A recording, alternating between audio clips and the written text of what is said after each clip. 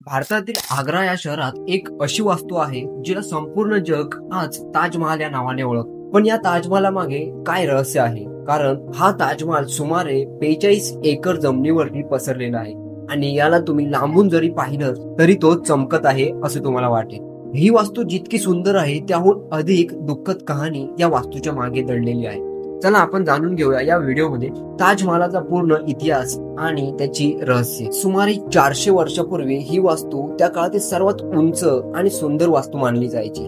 आज ती जगातील 7 आश्चर्यांपैकी एक म्हणून ओळखली जाते. ही सुंदर वास्तू उभारण्यासाठी जवळपास 20,000 कामगारांनी दिवस रात्र मेहनत केली.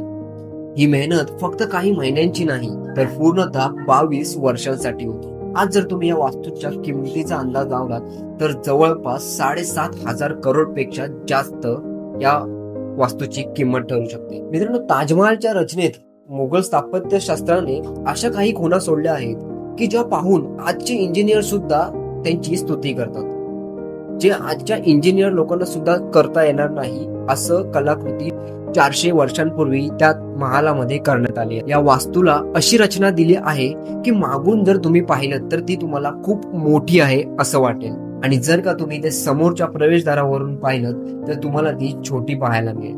ताजमहालाच्या चारही मिनारांमध्ये एक वेगळीच कल्पना आहे, कारण की हे मिनार सरळ न ठेवता थोडे बाहेरच्या बाजूला झुकवले आहेत. कारण जर भूकंप आला आणि मिनार कोसळले तर ते मुख्य इमारतीवर पडता कामा नये आणि त्यासाठीच त्या मिनारांची रचना बाहेरच्या बाजूला केली आहे. ताजमहालाचे असे अनेक रहस्य आज आपण समजून घेणार आहोत जे 400 वर्षांपूर्वीपासून लपलेले आहेत. त्यावेळी 1607 मध्ये भारत आणि पाकिस्तान हा एक पूर्ण मुघल साम्राज्याचा भाग होता. त्यावेळी मुघल बादशाचा सर्वात लहान मुलगा शहाबुद्दीन वयाच्या 15व्या वर्षी आग्रा फोर्ट मध्ये आयोजित एका मोठ्या समारंभात सहभागी झाला. शहाबुद्दीन याला सोनं हिऱ्यांचा फार मोह होता, म्हणून त्याच्या नावावर खूप मोठा खजिना ठेवण्यात आला होता. असं बोलतात की त्याच्या वजनाच्या दुप्पट सोनं हिरं त्याला गिफ्ट केलं जायचं. नंतर त्याचं लग्न एका वकिलाच्या मुलीशी होतं जिचं नाव मुमताज महल असं होतं. पहिल्याच भेटीत शहाबुद्दीन आणि मुमताज एकमेकांच्या प्रेमात पडले होते. काही वर्षांनी शहाबुद्दीनने अनेक लढाया जिंकल्या आणि यशस्वी झाला आणि त्याच्या कर्तृत्वामुळे त्याला शहाजहान ही एक पदवी मिळाली. शहाजहान म्हणजेच त्या काळीचा जगावरती राज करणारा राजा असं त्या पदवीचा अर्थ होता. मित्रांनो, खरं तर शहाजहानच्या 6 पत्नी होत्या. त्यामध्ये त्याचं सगळ्यात जास्त प्रेम ते म्हणजे मुमताज महल यावरती होतं. 1628 साली मुघल सम्राटाचा मृत्यू झाला आणि शहाजहानचा मुलगा मुघल साम्राज्याचा सम्राट बनला. एका लढाईनंतर ज्यावेळी तो विजयी झाला तेव्हा त्याला एक धक्कादायक बातमी समजली. ते म्हणजे मुमताज महलने तिच्या 14व्या बाळाला जन्म देताना तिने 17 जून 1631 रोजी प्राण सोडले.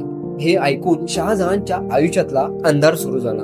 त्याने जवळजवळ 7 दिवस अन्न जल काहीच स्पर्श केलं नव्हतं. पुढची 2 वर्षे तो पूर्णपणे शांततेत होता. मरण्यापूर्वी मुमताजने शहाजहानकडे एक शेवटची इच्छा व्यक्त केली होती. ती म्हणजे माझी समाधी जगातील सर्वात सुंदर वास्तूमध्ये असावी अशी ही तिची इच्छा होती. त्यामुळे या इच्छेसाठी शहाजहानने खूप विचार करून एक अशी वास्तू डिझाईन करायचं ठरवलं आणि ती वास्तू म्हणजे आज आपल्याला पाहायला मिळते ताजमहाल. मित्रांनो, हीच इच्छा पूर्ण करण्यासाठी शहाजहानने आपलं सर्वस्व या कामासाठी वाहून दिलं.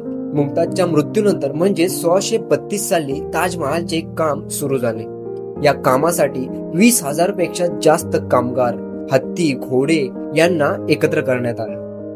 मुमताजची समाधी यमुना नदीच्या काठावर असल्याने तेथे बांधकाम करणे खूपच कठीण होत होते. कारण नदीकाठची जमीन पूर्णपणे मऊ असते आणि तेथे जर खोलवर खोदकाम केलं तर पाणी येऊन संपूर्ण बांधकाम ढासळू शकतं. या समस्येचा उपाय म्हणून मुघल अभियंत्यांनी जमिनीच्या आतमध्ये अनेक विहिरी खोदल्या आणि त्या खडकांनी भरून त्याचा मजबूत एक पाया बनवला. तर शहाजहानने लाखो विटा आणि टनोन दगड या बांधकामासाठी वापरले. रोजचा खर्च इतका होता की शाही खजाना सुद्धा दिवसेंदिवस रिकामा होत होता. पण शहाजहानला त्याची अजिबात पर्वा नव्हती, कारण की त्याला त्याच्या प्रेमिकासाठी अशी वास्तू बनवायची होती जी पूर्ण जगभरात कुठेच नसेल. त्यानंतर 1000 हत्तींच्या सहाय्याने हा हजारो टन संगमरवर आग्र्याला पोहोचवण्यात आला. ताजमहालाचा मुख्य डोम म्हणजेच गोल घुमट इतका भव्य आहे की त्याचा अंदाजा डोळ्यानेच लावला जाऊ शकतो. ताजमहालाची आणखी एक खास गोष्ट म्हणजे ही वास्तू दिवसातून 4 वेळा रंग बदलते. ते म्हणजे सकाळी सूर्य उगवण्याच्या आधी या ताजमहालाचा रंग थोडासा काळसर असतो.